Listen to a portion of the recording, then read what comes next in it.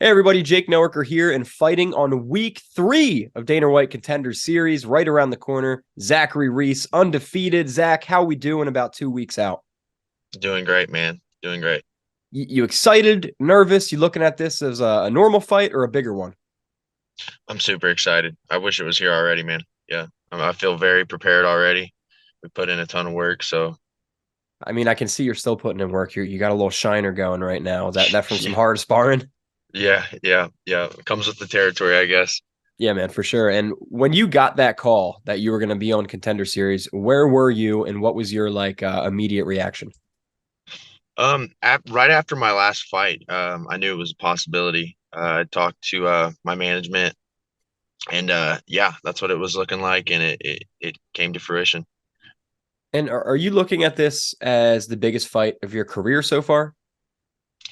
Yeah, it definitely is the biggest opportunity, but to say I've trained harder or anything like that just wouldn't be true, man. I take even my amateur fights, I took them all very, very seriously, and I never let my opponent dictate like how hard I prepare. Are you doing anything different for this fight compared to past fights, like to Uh, prepare? we're definitely focusing a lot on wrestling and counter wrestling and stuff like that, but I still, I like I said, man, I don't train for the opponent. I'm just trying to get as good as I can in between fights, and because my goal is to, be successful in the UFC, not just get to the UFC. So It's interesting you say that because I interviewed Ellie Aronov, your opponent, and yeah, he said the same thing. I was like, "What do you think about Zach?" And he was like, man, I don't really focus on my opponent. I really focus on myself. So it'll be very interesting to see how that plays out on both your sides in this matchup, especially because you're both undefeated. It's going to be a hell of a fight. And preparing for this fight, where are you spending camp? You're at War, and then you're also at Limitless MMA, I saw. yeah, I spend most of my time at War Training Center in Houston. Yeah, we have a great stable of guys. Trevin Giles, Alex Morano. We have a bunch of other young guns on the come up. So yeah, we have a great room. Yeah, War is an absolutely killer gym. Plenty of UFC and top tier talent in there. So, what would it mean for you to join them in the ranks of the UFC? It would mean a lot, man. It would mean a lot. Just to be able to financially make a living doing fighting. Us fighters, we do it so much for free or for just a little bit of money. So to be able to fully focus on fighting would be amazing. And I saw one of your teammates, Rain Guerrero. Did I get that pronunciation correct? Yes. She's going to be on Contender Series. I saw that rumor circulating. So have you guys been preparing together a little bit? I know you're obviously very different weight classes, but what's it like having Yeah. two people Yeah. in that gym prepare for Contender Series? No, yeah, it is cool when you have we're fighting I think like 3 weeks apart. But yeah, she's got a name, she's got an opponent, and she's busting her ass too. So it's cool. The vibe around the gym is everyone's real excited for these fights.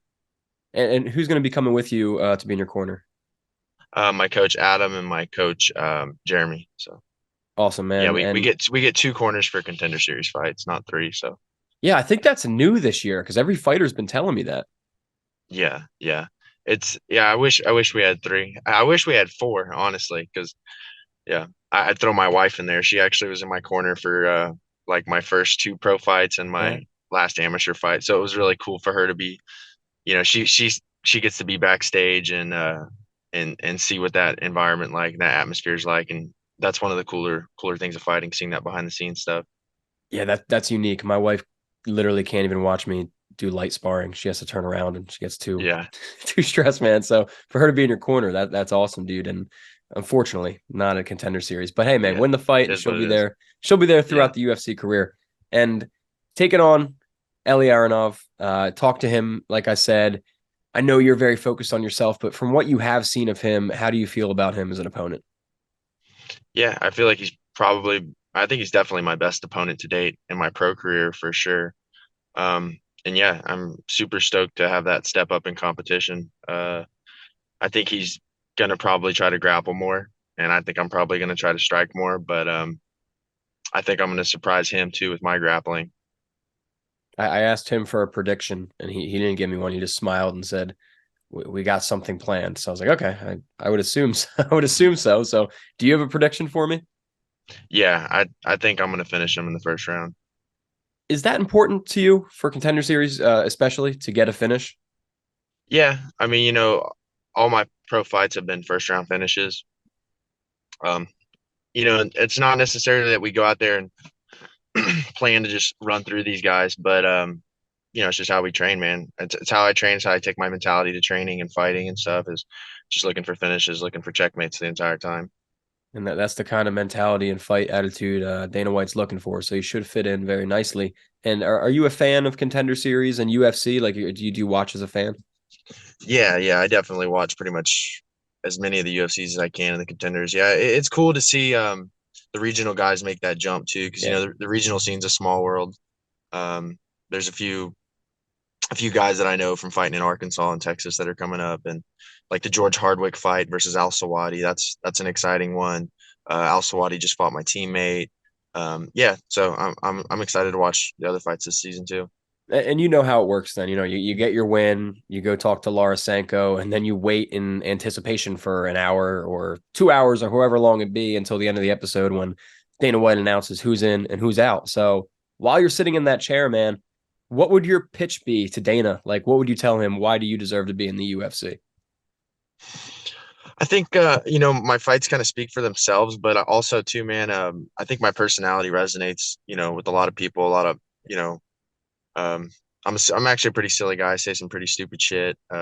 So not like Sean Strickland level dumb, but like yeah, I'm gonna borderline on getting canceled. Maybe I tip up right up to that line, but yeah, I just think my fighting style and my personality, I think it's gonna resonate with a lot of fans. So Ellie, your opponent, he mentioned that he actually spars with Sean Strickland over at Extreme Couture, and I was like, "Hey man, what's it like to spar with Sean Strickland?" He was like, "It's exactly what you expect it to be like. You get your ass kicked and shit talk to you for 15 minutes." So he, Yeah, yeah, yeah. It's fighting Sean Strickland. Yeah, yeah, yeah. yeah, He's a funny guy. yeah, he's a lunatic. And when you get into the UFC, what are your ultimate goals with the company? Just to have some great memories, man. Some great finishes, some great highlights, and yeah, have some fun fights. Do you have like any potential opponent you'd like to fight for your debut, or if not your debut, just in general, people you're interested in fighting on the roster? Yeah, I've got a little hit list, but I'm not trying to get too ahead of myself. One fight at a time. Eli first, and then Can I get one name off the hit list just as a little sneak peek? one name. Man, I'd love to fight Alex Pereira one day. Honestly, Like, man, I would not. So that's very ballsy of you to say. That's a scary he's my guy. he's my he's my favorite middleweight. So yeah, I'm just from his style of fighting and striking. If he ever comes back down to middleweight, it'll be fun. What do you think about his performance over Jan? Do you score it for Alex? Yeah, 100%. I think Yeah, me damage too. over everything. Um, I'd love to see him and Yuri fight for the light heavyweight title, man. That'd be that a would good one. be the yeah ultimate. Because man, if you watch Yuri's fights before the UFC, I recommend the fans go watch him. Dude, he would have these brawls with these just 220-pound Polish dudes just Yeah. absolutely trying to knock each other out. Yeah, that would be an amazing fight. Yeah, they're both animals. And I know that you train out of Texas, and I don't think there's any Texas cards lined up right now in 2023. But that being said, do you have like a potential timeline in mind for when you would like to debut?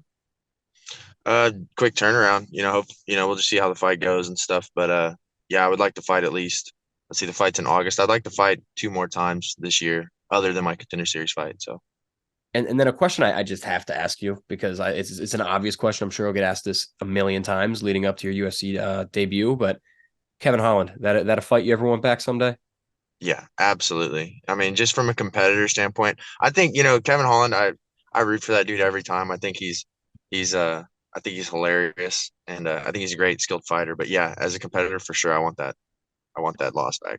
For those who don't know, that was your first ever amateur fight, Kevin Holland, and it was like what 12 years ago or something like that. Yeah, yeah, and he talks shit then too.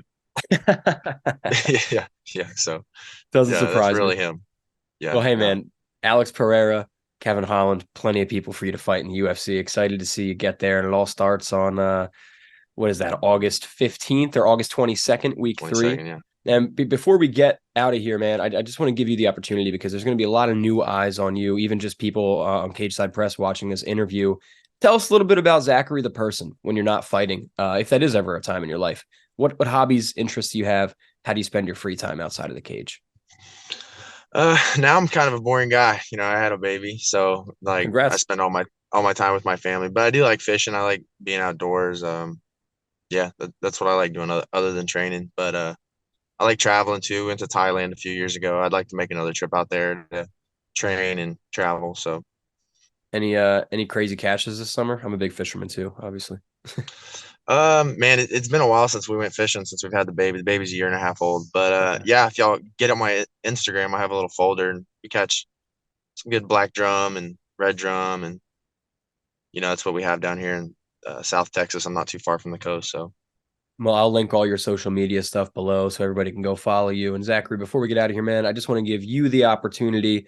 Like I said, a lot of new eyes. You already have a ton of fans, and you're going to be fighting on ESPN Plus. So you're big time now, dude. With that being said, anything you would like to say to everybody watching? If so, the mic is yours.